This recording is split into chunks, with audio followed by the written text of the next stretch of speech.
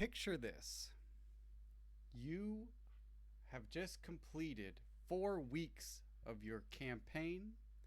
Your players have finally tracked down the villainous noble to his lair, and at the altar where that villain is about to perform a evil sacrifice to summon an ancient twisted entity from the great beyond, you finally get to pull the plug on a reveal you've been waiting for since long before session 0.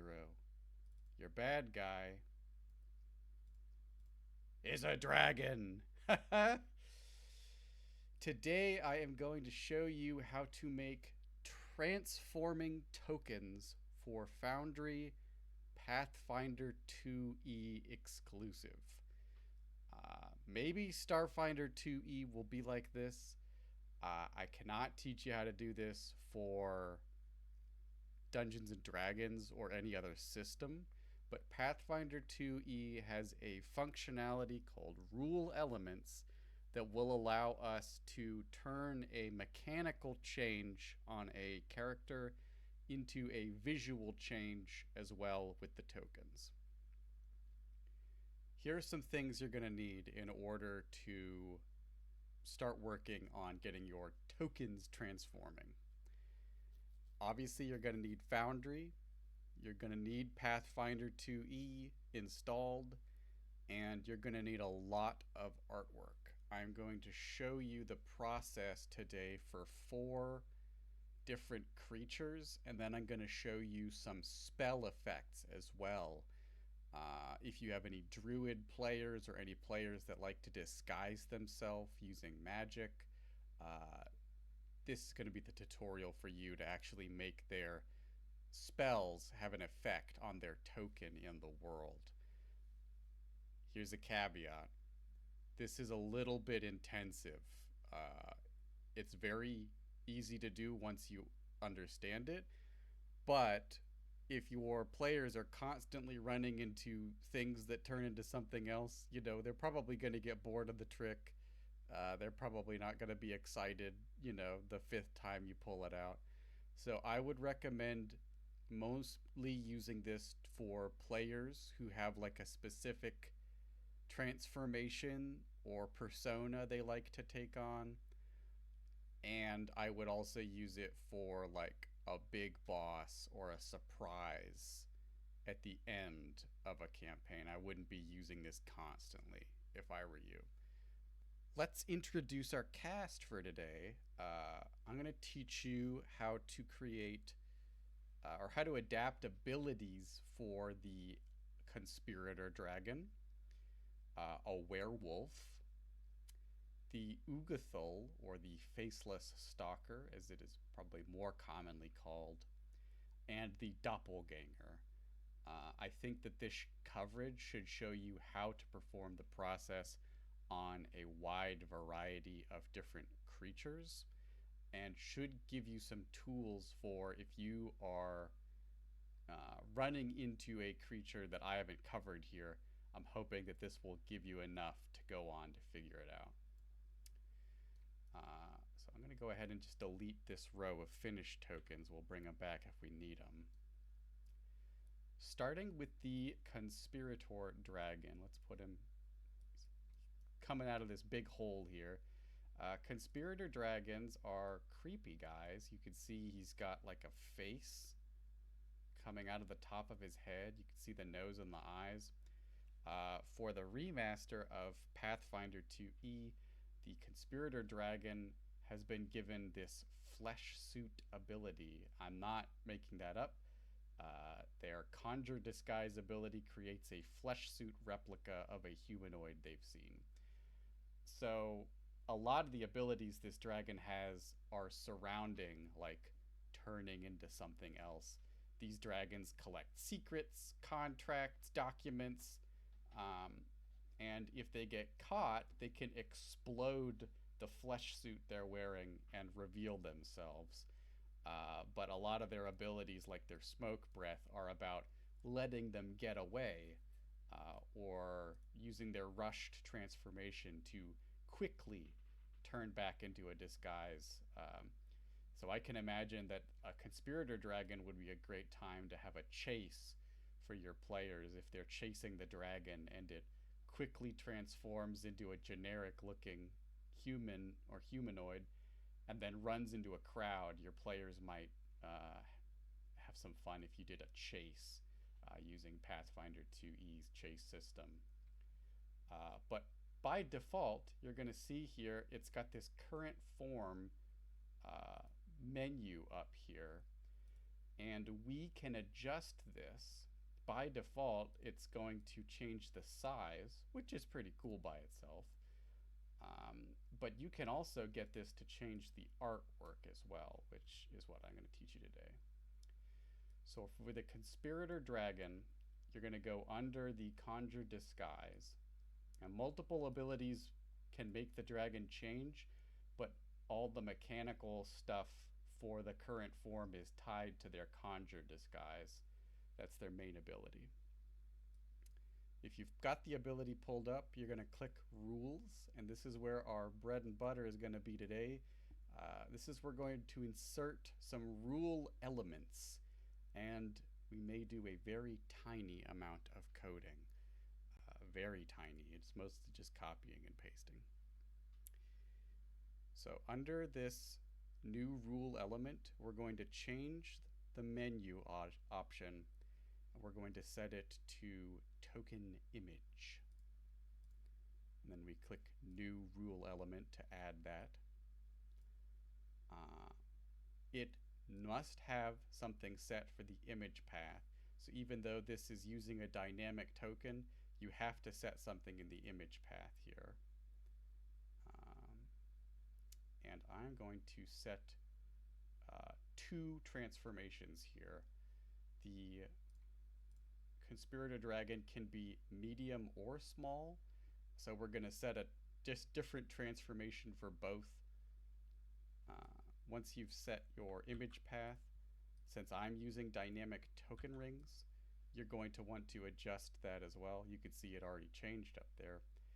You need to make sure that the scale correction is set to 1 if you're using dynamic tokens. And the next thing that we need to do here is set the predicate. If you're any sort of programmer or even a mathematician, you understand the power of the if-then statement. And what we need to do is create basically the condition that it gets fulfilled so that it changes. So we only want the human image to show up when the selection is made here for medium human.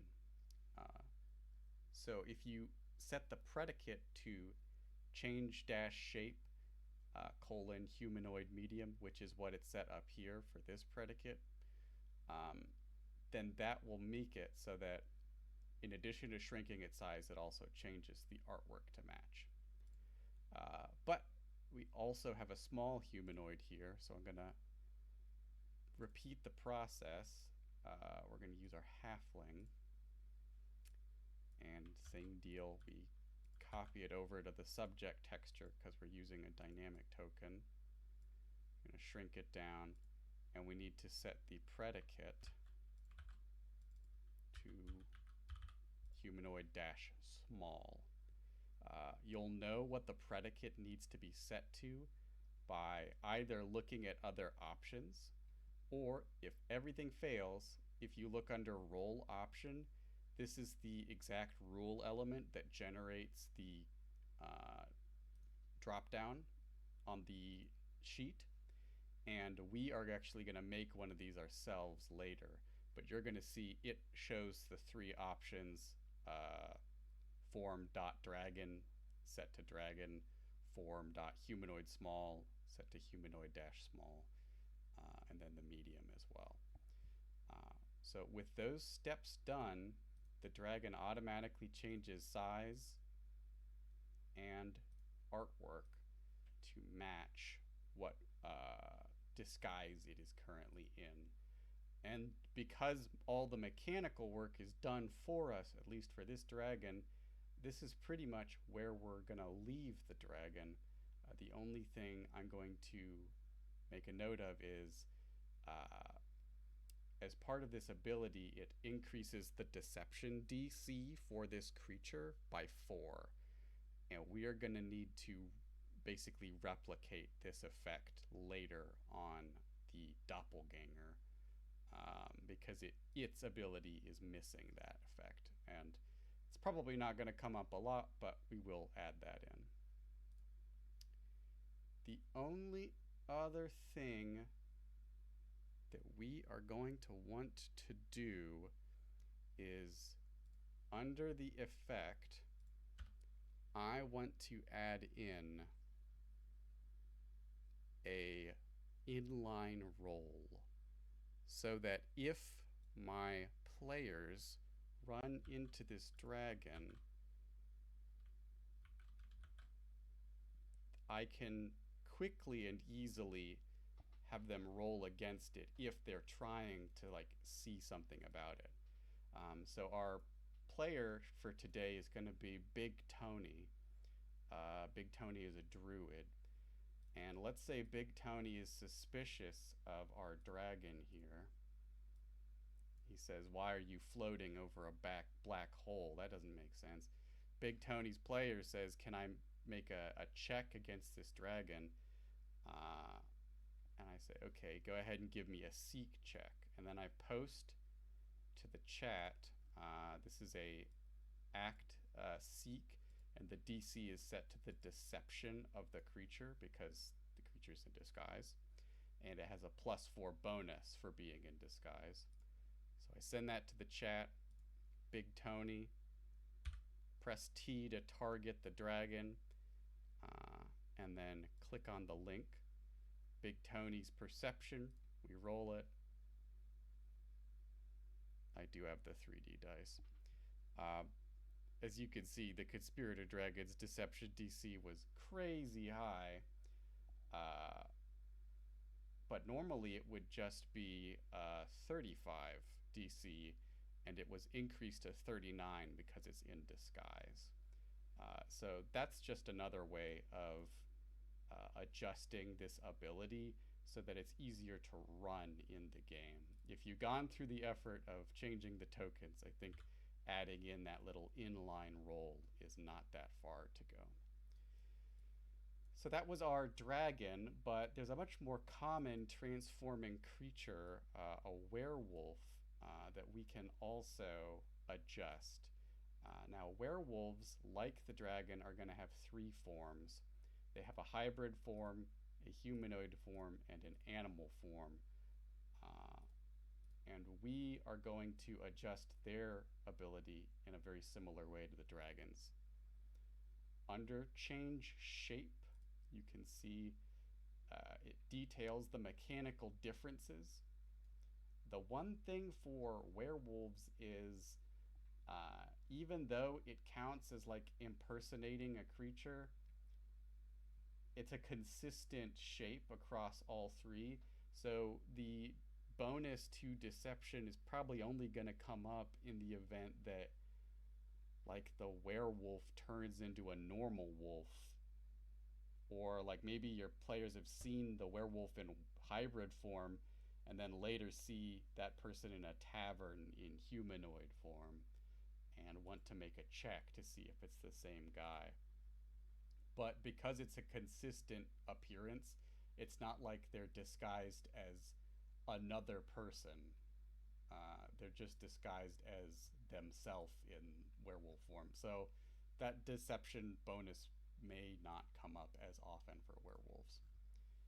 But if we head to change shape and we head to rules, it looks pretty darn similar to the dragon, except it has a lot of adjustments because the attacks of the werewolf are limited or changed based on what form it's in. Like it can't use its axe when it's an actual just normal wolf, right? So we're gonna use the exact same procedure, set the token image, and for this one we'll do the wolf, And again, I'm using dynamic tokens, so I need to make this adjustment. If you are using static tokens, that's fine, but don't mix and match dynamic and static. When I tested this on a were crocodile, it would Foundry would kind of freak out. It would start to mix and match which form the creature was in. The size would get messed up. So you just need to be careful that you're not mixing and matching the dynamic tokens with the static ones when you're mixing them around. So what I've done here is I've set it to change shape animal. So when it's in its animal form, it changes into that wolf. And now we're going to do the exact same thing for human. I believe that guy is here. Same deal. Reset the scale every single time. But for the predicate, we're going to change from change shape animal to change shape humanoid. And now when we set it to humanoid, he's got his cool, I mean, that guy looks kind of like a werewolf just to begin with. See how shaggy and how much fur he's got on his cloak. But then you can change him around with the toggle to the other forms. Okay, our werewolf is looking good. So let's take a look at another creature here. Let's look at our Faceless Stalker, or Ugothol, as Pathfinder Remaster calls them. This guy doesn't have a menu, he just has a single checkbox for his Assume Form ability. And this guy spends 10 minutes turning into a specific humanoid. Or I guess it could be any humanoid, but it'll probably be a specific one. And it gets a deception bonus to become that creature. The Ugothol, though, has a very slight difference here, and that's part of the reason I picked it. This roll option here is what generates the checkbox, and it has to have a domain set, but by default it is set to the skill check domain. I am not an expert, but no matter what, I could not get this to work if the domain was still set to skill check. But if you set it to all, then you can still get the transforming token effect. And that's as simple as picking out your creature. I think we will do the noble. Adjusting the scale so that it's not huge. And then for the predicate, we can just copy the predicate for the flat modifier here so that it only shows up when Assume Form is checked. Again, you have to set the domain to all for this to work. I don't know exactly why, but I think it's something to do with the way token image is categorized. One thing to note is that this flat modifier, you can see on the sheet for this creature that the deception is now plus 17 instead of plus 13 because the Assume Form is on. That is because this affects its deception skill outright and not just the DC. So that's another way that you'll know that the check is working, that you can see that the deception skill is increased. The DCs for the skills are not normally listed on the creature for Pathfinder 2e. So we've got one more creature to look at, and then I'm going to show you how to change some of these transforming spells with Big Tony here. Doppelganger's another classic transforming monster, but it's going to take a lot of work to get it to look the way we want it to. If you look, there's no checkbox at all which means there's no role option rule element for for the doppelganger. So if we click the change shape ability, there's nothing under rules at all. So we need to set a couple different options here. The first is going to be role option. And for this is where I say we may need to do a little bit of coding. What I did to achieve this effect is I just went to the Ugothol ability that I have here, and I just stole their role option completely. The only thing I did was change the option name. Instead of a assume form, I changed it to change shape.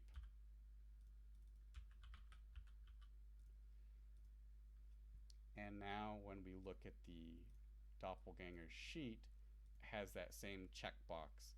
You could also set this to a drop-down menu like the dragon, but I don't really see the need, because most of the time when you have a shape-shifting creature, it's either going to change once or it's going to be changing a lot, and you want to limit how much work you're putting on yourself to try and get this functioning here. The second thing we'll do is make a new token image, and for this critter, who did I pick for this guy? The urchin, that's right.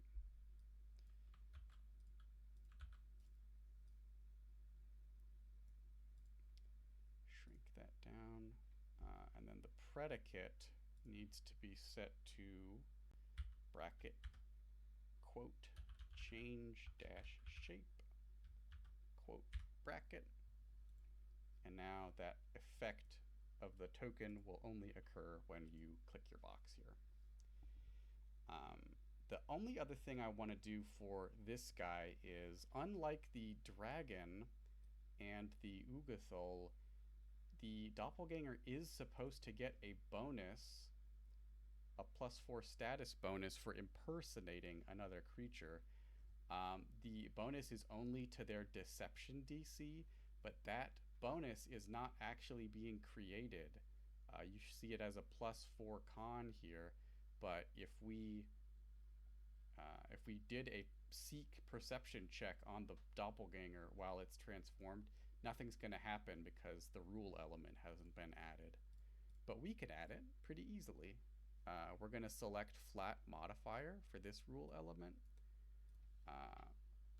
Just going to call this change shape, not shape.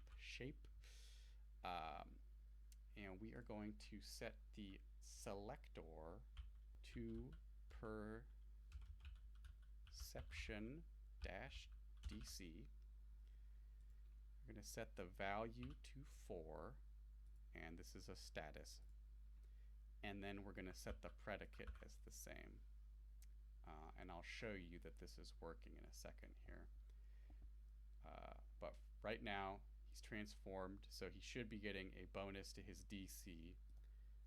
And then for the description, I'm going to do the same thing I did for that dragon, where I'm going to paste in a inline role using the 2 brackets /act. The action is going to be seek, and the DC is going to be the deception. So we save that under the description so that when you have the ability pulled up here, you can quickly post this into the chat for your player to use. So I'll show you that it works. In this example, Big Tony runs into a doppelganger just out and about in the dungeon, untransformed.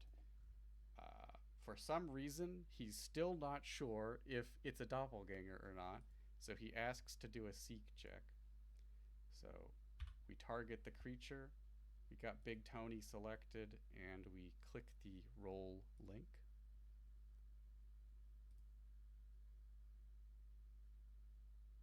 Nice. It still didn't work, which is kind of funny, but that's just because the deception DC is already so high for the doppelganger. As you can see, he has a plus 11 in deception, so his DC is a total of 21. DCs are 10 plus whatever skill you have. However, let's say that he actually just runs across an urchin, begging for alms in a dungeon. This is still suspicious for Big Tony, so he is going to try that deception, that seek against deception again. And if you look, whoa, it didn't work. Why would that be? So I made an oopsie and I did not set the flat modifier correctly.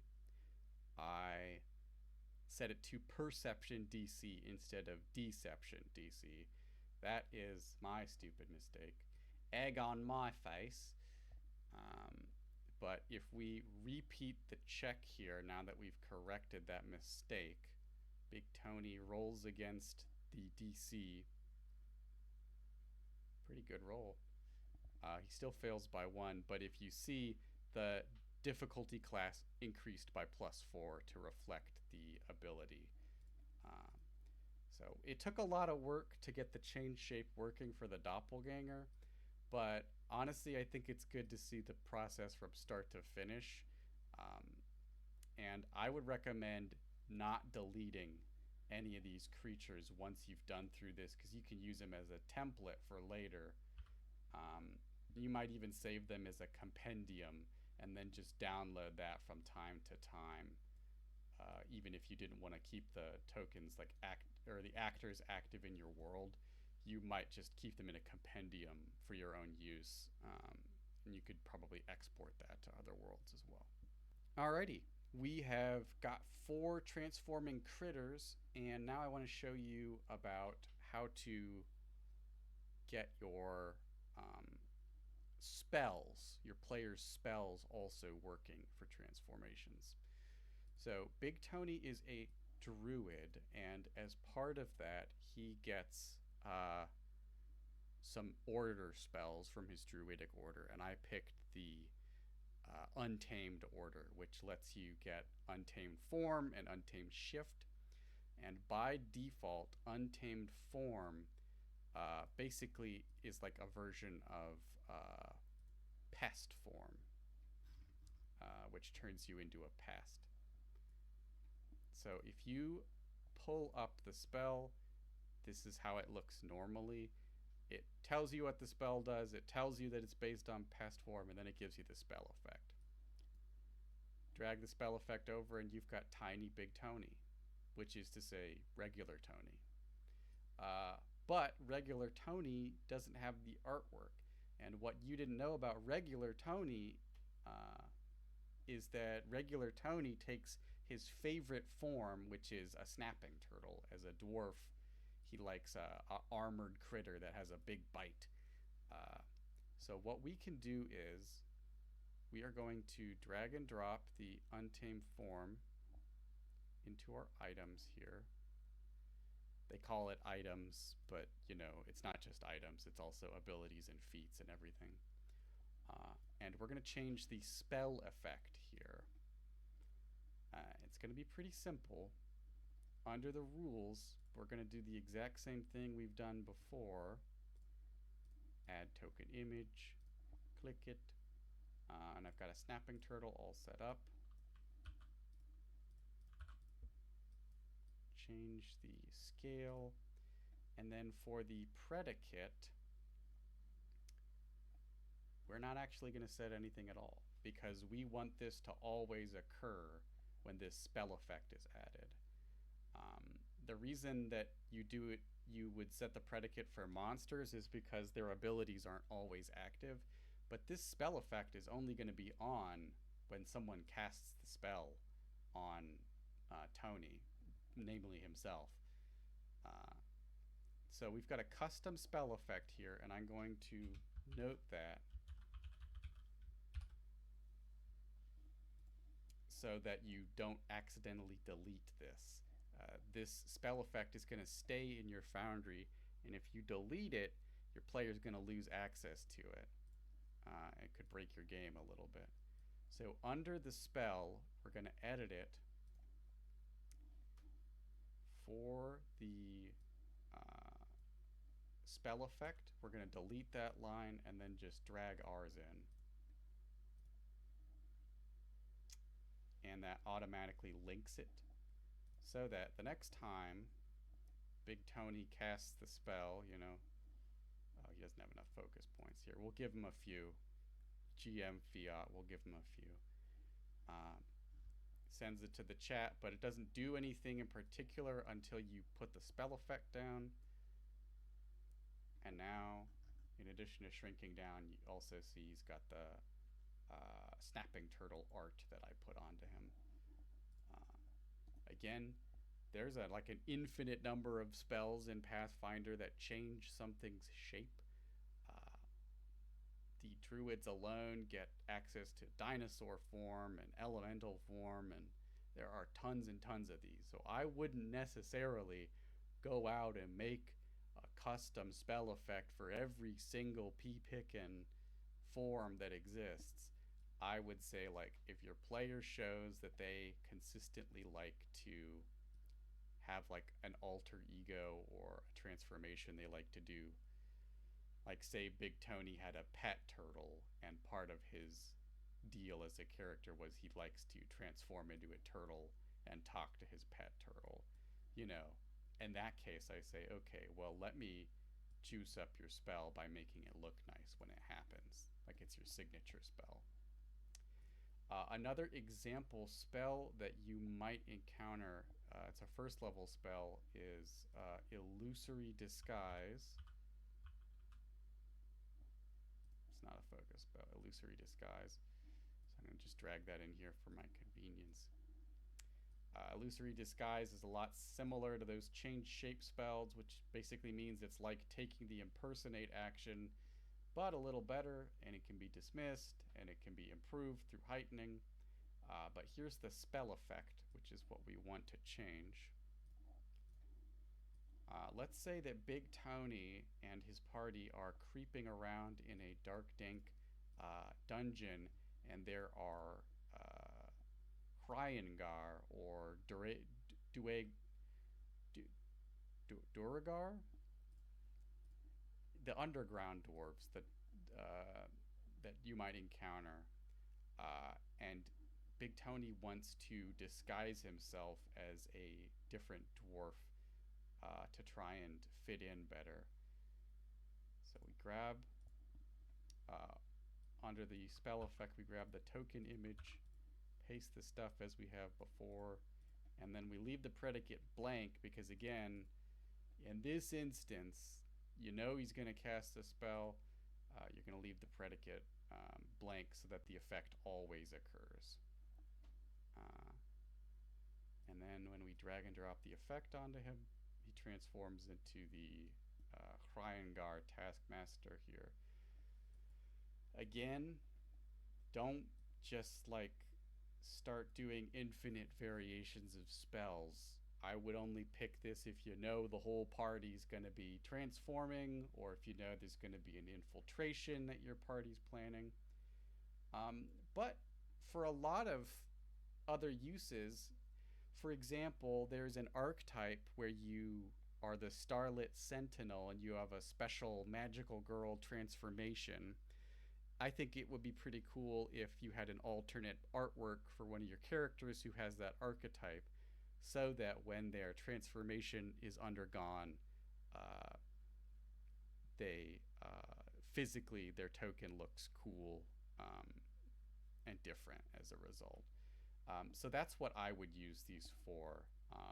Either a creature that is specific to like the module you're running, where deception and disguise is going to be a part of it, or a really common ability that your players are going to use all the time, or a spell where they're going to be repeatedly using it. That's where you're going to get the most mileage out of making these changes. And I certainly wouldn't be making these changes in the middle of combat. Like if Big Tony says, I'm actually not turning into a turtle, I'm going to turn into a rat this time.